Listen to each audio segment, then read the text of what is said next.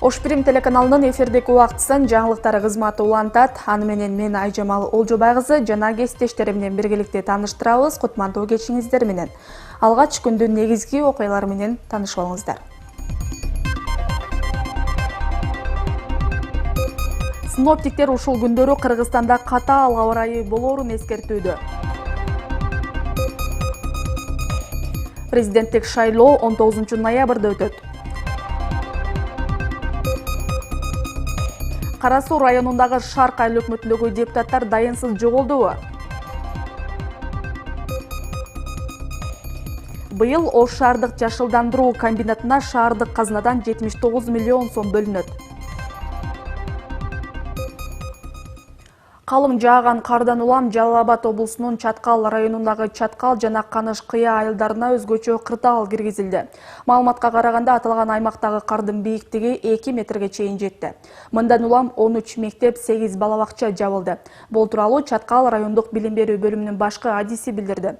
Кар калың жаагандыктан окуучулар үчүн мектепке баруу кыйын боло баштады. Учурда 2 метрге чейин кар бар. Чатырлардагы кар кооптуу болууда. Бүгүн мугалимдер чатырдагы карларды түшүрүшөт. Мындан улам райондук администрациясынын буйругу менен Чаткал, Каныш кыя айыл аймактарындагы мектептер убактылуу жабылды. Жол ачылып, чатырдагы карлар түшүрүлүп бүтсө, кайрадан окуу уланышын мүмкүн деп айтылат маалыматта. Синоптиктер ушул күндөрү Кыргызстанда катаал аба ырайы болоорун эскертүүдө. Тоолуу райондордо тоо жолдорунда кар күрткүсү токтолуп, кар көчкү түшүү коркунучу бар. Жолдор тайгак болуп, муз тоңот. Бардык аймактарда мезгили менен кар жаайт, кээде бурганак болот. Электр зымдарына жана бактарга суу кар жармашат. Өрөөндөрдө -15, тоолуу райондордо -30 градустун тегерегинде суук болот. Мындай аба ырайы эмки аптанын ортосунда, башкача айтканда 20-21 февралга чейин сакталат.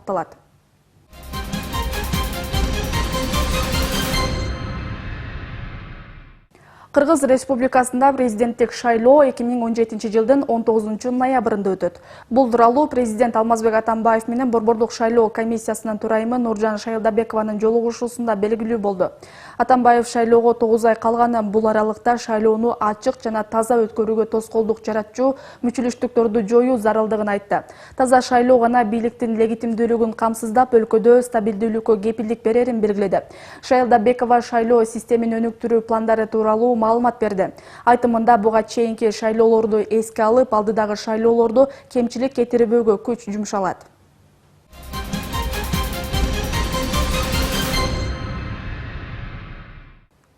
Кара Суу районунун Шарк айылдык кеңешинин 11 депутаты дайынсыз жоголгону тууралуу айрым депутаттар айтып чыгышты. Алар муну мурдагы айыл өкмөт башчысы 16 февралда өтө турган шайлоону болтурбай коюуну көздөп жатат дешүүдө.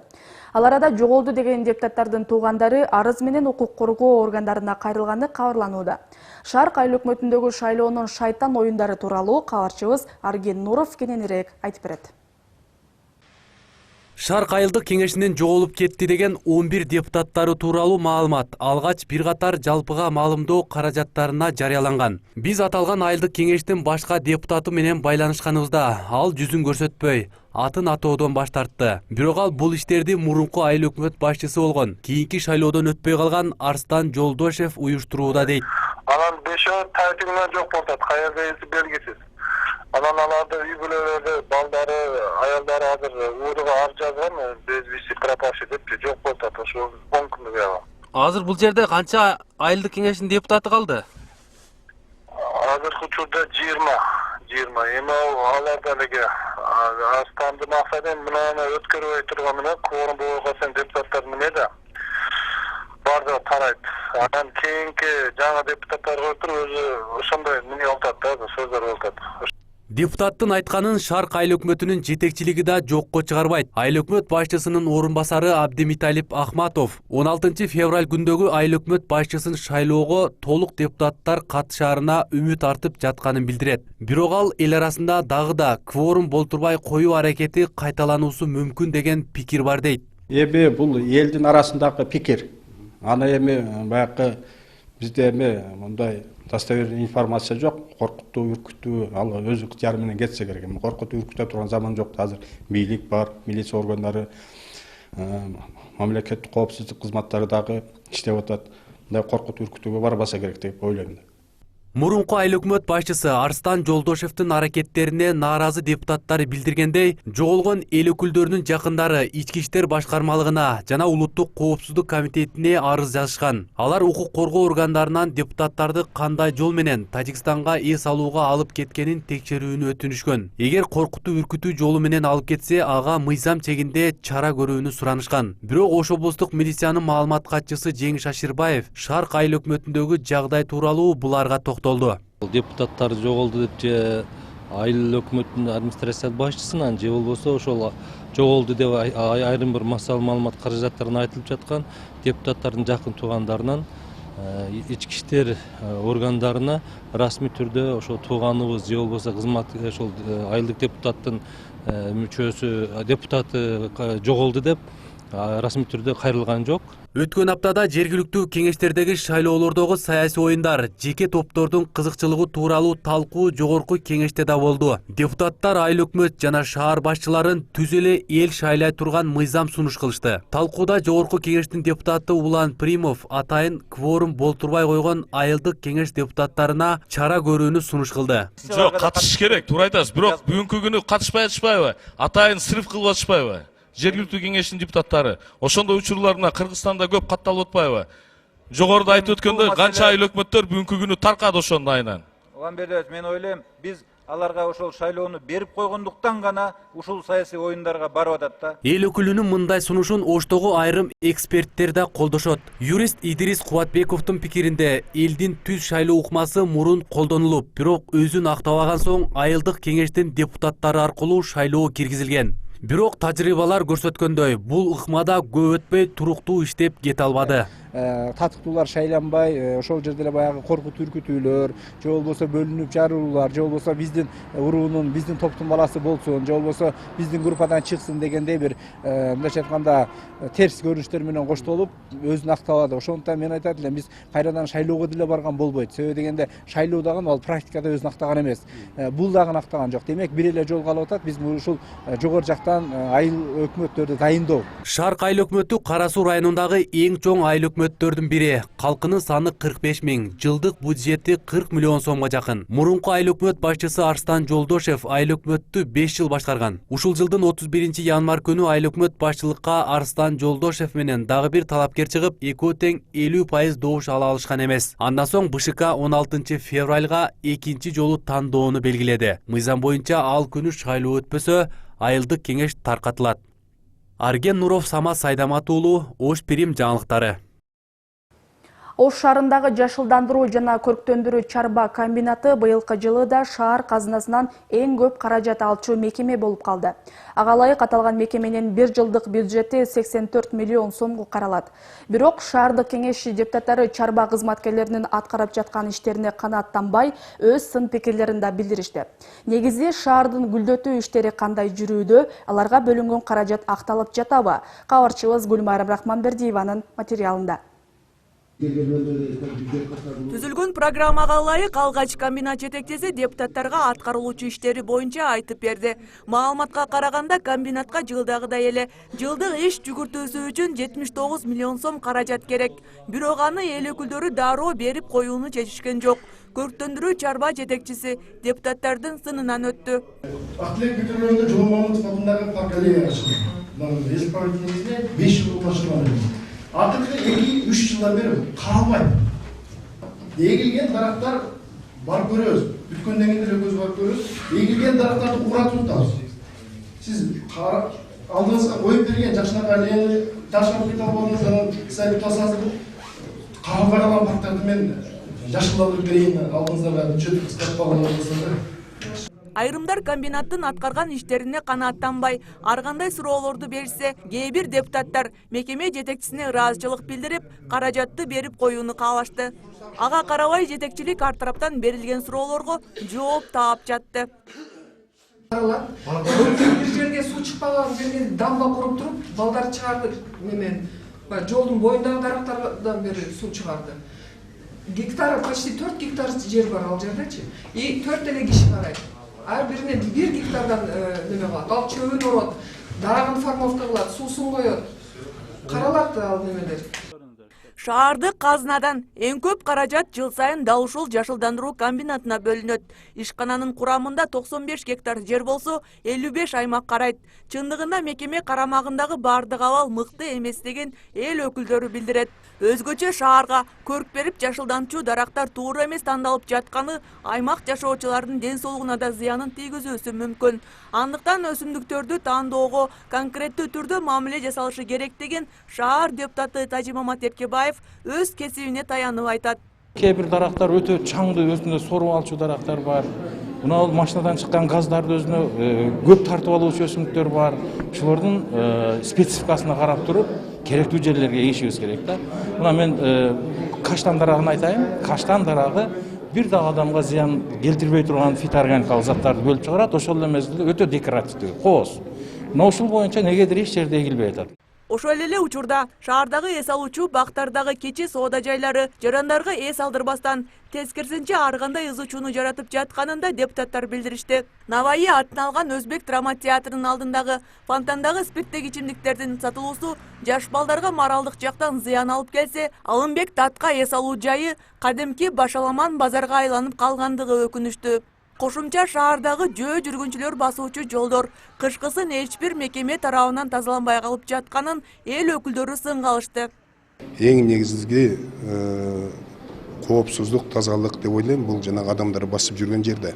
Быйыл 2 жолу тең кар жаады, 2 жолу тең ал жер аябай муз тепкич болуп, муз тепкич дагы бул жакта эле калды да. Аларды мен түнү менен карап отурдум, кечинде карап отурдум. Адамдар жыгылганы бар, жыгылбаганы бар, кичине ал жерден травма алгандары бар. Эми ал жерде адам аябай көп өтөт да. Дал ушул маселе чындык болуп жаткандыктан шаар депутаттарынын колдоосу менен кышкы учурда шаардагы бүт жөө жүргүнчүлөр жүрчү жолдорду карап тазалоо жашылдандыруу комбинатына жүктөлдү. Ал эми келерки жылда көрктөндүрүү чарба жетекчиси шаардагы эң чоң Токтогул Сатылганов атындагы эс алуу паркы бүт оңдолуп түзөлөөрүн, кошумча дагы бир топ иштер аткарылаарын айтат. Бул эми сразу эле кылып коюш оңой иш эмес эле. Быйылкы жылы биз мына архитекторлор менен дизайнерлер менен ар бир парктын өзүнүн концепциясын иштеп чыгып атабыз. Мисалы Алымбек таткада кандай болуш керек, немелер ошол баягы сатылчу дүкөнчөлөр, Токтогул паркында кандай болот, башка парктарда кандай болот, ошол иштелип чыгып, биз аны ошо арендага алып аткан элге биз ошону сунуштайбыз. Ушундай жасасаңар, анан келишим түзөбүз, силер ошол жерде иштейсиңер, тазалыгыңар сактайсыңар, башкасын сактайсыңар деп. Ошон үчүн быйыл бул багытта да чоң иш алып барыш керек. Бир канча талаш тартыш, сунуш пикирлердин негизинде шаар казынасынан жашылдандыруу чарбасына 79 миллион сом каражат бөлүнмөй болду. Кошумча алардын өздөрүнүн гүл дарактарды сатуудан ижара акысынан түшө турган 5 миллион сом менен кошкондо мекемени жалпысынан 84 миллион сомдук бюджетке бекитүү каралды. Гүлмайрам Рахманбердиева, Кудайберди Дыйканов, Ош Пирим жаңылыктары. Ош шаарындагы Тилеке Баатыр көчөсү менен Сай бою көчөсүн бириктирүүчү Ак Бура дарыясына 3-чү жаңы көпүрө курула баштады. Анын узундугу 45 метр, турасы 15 метр болуп, жөө адамдар басуучу жол эки тараптан 2,5 метрден болмокчу. Буга чейин шаарга курулган эки чоң көпүрөдөн үнөмдөлгөн каражаттын эсебинен салынып жаткан көпүрөнү курууну Суу Транс курулуш компаниясы тендердин негизинде утуп алган. Жалпы сметалык баасы 38 миллион сомду түзүп, каржылоо республикалык казынадан жүргүзүлөт. Мына бүгүнкү күндө Ош шаарында 3-чү көпүрөнүн курулушу жүрүп жатат. Жалпы сметалык баасы ушул көпүрөнүн 38 миллион сомду түзөт. Ал эми тендердик баасы 23 миллион сомду түздү.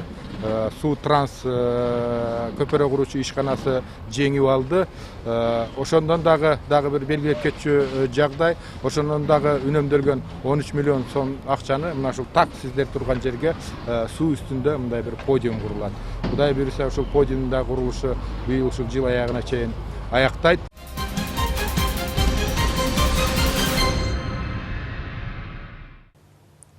Кыргызстанда тез арада паспорт жасатуунун төлөмү арзандады. Мындан ары 8 күн ичинде ID карт алуунун баасы 900 сом болду.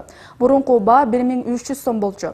2 күн ичинде алууну каалагандар мурунда 1627 сом төлөсө, эми 1100 сом төгүшөт. Ал эми жалпы жарандык паспортту 8 күндө алуу үчүн 2200 сомдон 1510 сомго төмөндөдү.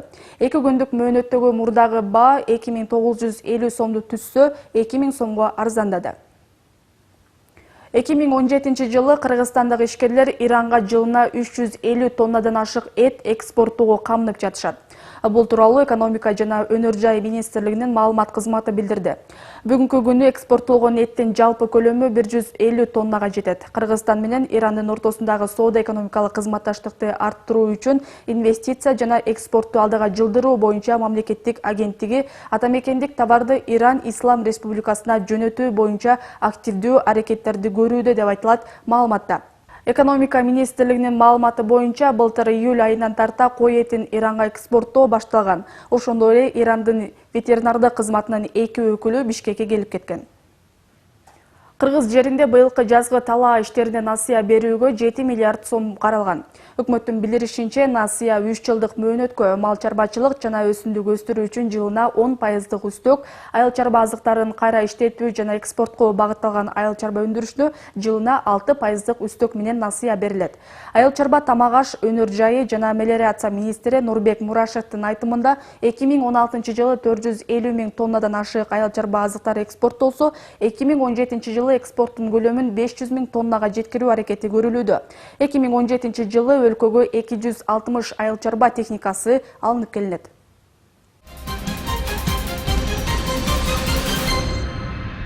Бүгүн Совет аскерлеринин Оғаныстандан чыгарылганына 28 жыл толду. Аталган күнгө карата Ош шаарынын Токтогул Сатылганов атындагы эс алуу багында эскерүү кечеси өткөрүлдү. Ага жергиликтүү бийлик өкүлдөрү, Оған согушунун ардагерлери, апаатта курман болгондордун жакындары катышты. Эскерүү кечесинин жүрүшүнөн кесиптешим Сымбат Абдакимова баяндайт. Шавкатбек Абдырахманов согуш учурунда Оғанстандын Шындант районунда Кыргызстандан жалгыз өзү интернационалдык милдетин өтөгөн. Эч кандай бөлүнүүгө жол бербей, башка улуттар менен бирге тынчтык үчүн күрөшкөн Абдырахманов апааттагы душмандардын кол салуулары, андагы кыйылган өмүрлөр дале болсо көз алдында тургандыгын белгилейт. Пашка Багаев деген Сибирден мен менен бирге кызмат кылган бала бар эле, экөөбүз ошол көп бири-бирибиз менен жакшы сүйлөшчү элек. Ал да ошо Сибирдин айыл жергесинен келген орус бала эле.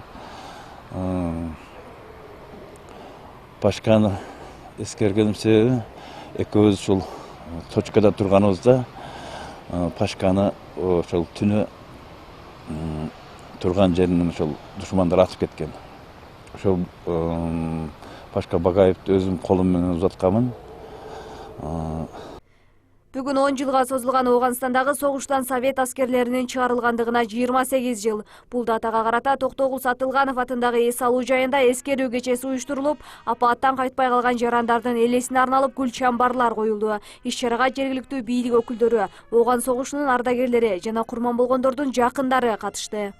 Мамлекет жагынан бүгүнкү күндө монетизация өткөнүбүздөн кийин ар бир Оған согушунун ардагерине ай сайын 6 миңден жөлөк пул төлөнөт. Оған согушунун майыбына 7 миңден төлөнөт. Андан тышкары мэрия, обл администрация, мамлекет жагынан дагы ар кандай жардамдар берилип келет. Оған согушу 15 миңден ашуун Совет аскерлеринин өмүрүн алган. Кыргызстандан 7,5 миңден ашуун жаран өзүнүн интернационалдык милдетин өтөп, 250 жоокер курман болуп, 4 жаран бүгүнкү күнгө чейин тайынсыз. 2 жоокер Советтер Союзунун баатыры деген наам алышкан. Иш-чарага Каргашалуу апаатта баатырларча курман болгондордун жакындары да келишкен. Алардын бири Бурмакан Камчыбекова жолдошунан жаш кезинде ажырап, 2 баласын өзү тарбиялап өстүргөн. Мамлекет тараптан камкордукка алынганы менен ал муктаждыгын камсыздай албай жаткандыгын билдирет. 3 айда bir жолу 1000 сом берет. О 1000 сом болбойт да, өлгөндөргө 1000 сом, а тирилөргө 6 миң, 7 миңден. Ошо 1000 сомду сал көбөйтүп койсо жакшы болот эле. Жолдошум ошакта курман болгон. Эми балдарым деле атасы тирүү болгондо жакшы болот эле да. Элдердин немеси болгондо ичим эзилет, эмне кылам, айла жок ушундай болду. Ушинтип 2 балам менен жашап атам. Ош шаарынан 750дөн ашуун жоокер Ооганстанда өзүнүн интернационалдык милдетин өтөп келген. Бүгүнкү күндө 413 согуштун ардагери каттоодо турат. Эң өкүнүчтүүсү 250 жаран анда курман болсо, 28 жыл аралыгында 1500дөн ашуун ардагерлер согуштун залакасынан улам кайтыш болгон. Иш чаранын аягында курман болгондорго арнап Куран түшүрүлдү.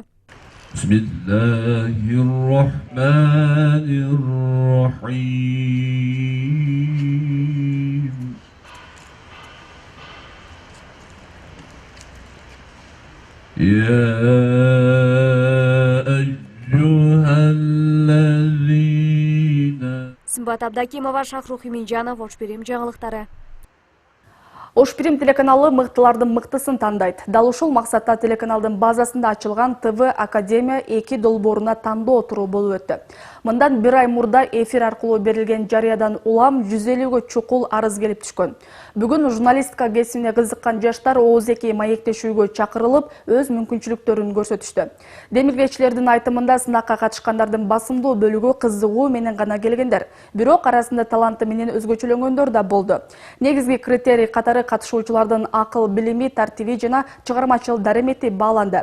Эми ооз-эки маектешүүнүн жыйынтыгында 25 адам тандалынып алынып, аларга 3 ай бою үзгүлтүксүз билим берилип, ишти өздөштүргөн катышуучулар Ош Бирим телеканалында жумушка орноштурулат. Мен Бишкектен чакырам деп атам. Берде жергиликтүү адистер бар. Мисалы үчүн кээ бир жардамчы дисциплиналар бар да. Дем алуу боюнча, же болбосо ритм, пластика боюнча бияктан эле табабыз го адистерди. Текст, динамика, жанагы келбет, жана кесиптик устаттык боюнча чакырабыз борбордон буюрса. Улуттук жазуучулар союзунун мүчөсү отставкадагы полковник Мамет Ибраим Самиевдин чыгармачылыгына 50 жыл. Бул датага байланыштуу жазуучунун Кудай берген куттуу таланттын ээси аталышындагы чыгармачылык кечеси өткөрүлдү. Мамет Ибраим Самиев Манас эпосу боюнча терең изилдөө жүргүзгөн инсандардын бири. Аны изилдеп гана тим болбостон тарыхый экендигин далилдөө максатында Кытайдагы Дюсуп Мамайга, андан соң Алтайга, Хакасияга да барып келген. 20дан ашуун илимий эмгектин жана 10дон ашуун китептин автору.